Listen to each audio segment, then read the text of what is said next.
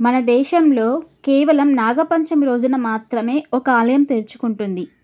ఏడాదిలో ఒక్కరోజే తెరుచుకునే ఈ ఆలయం ఎక్కడుంది? ఎందుకని సంవత్సరంలో ఒకసారే ఈ గుడి తలుపులు తెరుస్తారు?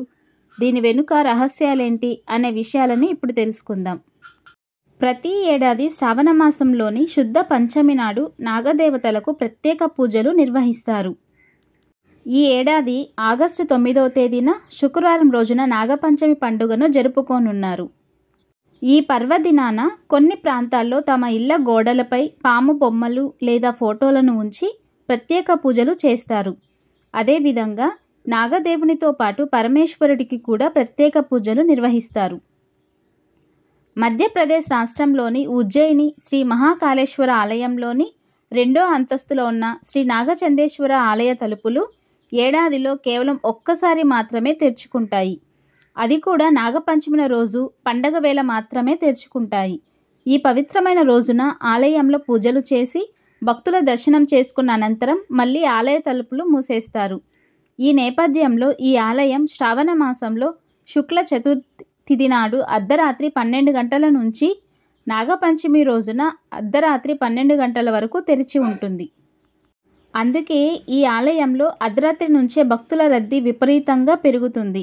ఈ సందర్భంగా ఈ దేవాలయంలోని తలుపులు ఏడాది మొత్తం ఎందుకు మూసేస్తారు? కేవలం ఒక్కరోజే ఎందుకు తెరుస్తారు? ఈ ఆలయ విశేషాలు, చరిత్ర, ప్రత్యేక విశ్వాసాలేంటో ఇప్పుడు తెలుసుకుందాం. హిందూ మత విశ్వాసాల ప్రకారం కొన్ని శతాబ్దాలుగా పాములను దేవతలుగా భావించే పూజిస్తున్నారు. పాముని శివుని మెడలో ఆభరణంగా పరిగణిస్తారు. ఉజ్జయినిలోని శ్రీ మహాకాళ ఆలయ గర్భగుడి పైన ఓంకారేశ్వర ఆలయం, దానిపైన శ్రీ నాగచంద్రేశ్వరుని ఆలయం నిర్మించబడి ఉంది. ఈ ఆలయంలో 11వ శతాబ్దానికి చెందిన అద్భుతమైన విగ్రహం స్థాపించబడింది. ఈ విగ్రహంలో శ్రీ నాగచంద్రేశ్వరుడు స్వయంగా తన 7 గుండాలలో అలంకరించబడ్డాడు. దీంతో పాటు శివపార్వతి నంది విగ్రహాలు ప్రతిష్ఠించబడ్డాయి. శివయ్య తన కుటుంబంతో పాటు శేషనాగుపై కూర్చున్న ఏకైక ఆలయం ఇదే. పూర్వకాలంలో మాల్వా రాజ్యానికి చెందిన పర్మార్ రాజు భోజ్ ఈ ఆలయాన్ని సుమారు 1050 ఏడీలో నిర్మించాడని నమ్ముతారు.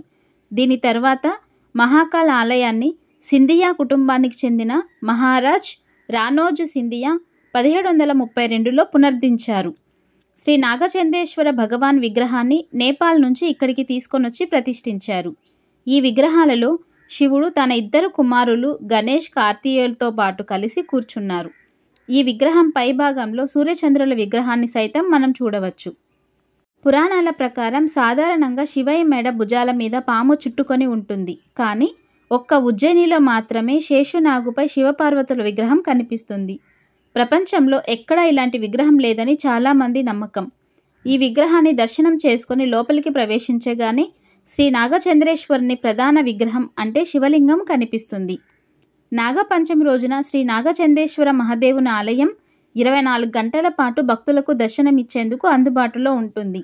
ఆ తర్వాత ఆలయ తలుపులు మూసివేయనున్నారు. శ్రీ నాగచంద్రేశ్వరుని త్రికాల పూజల నాగపంచమి రోజునే చేస్తారు.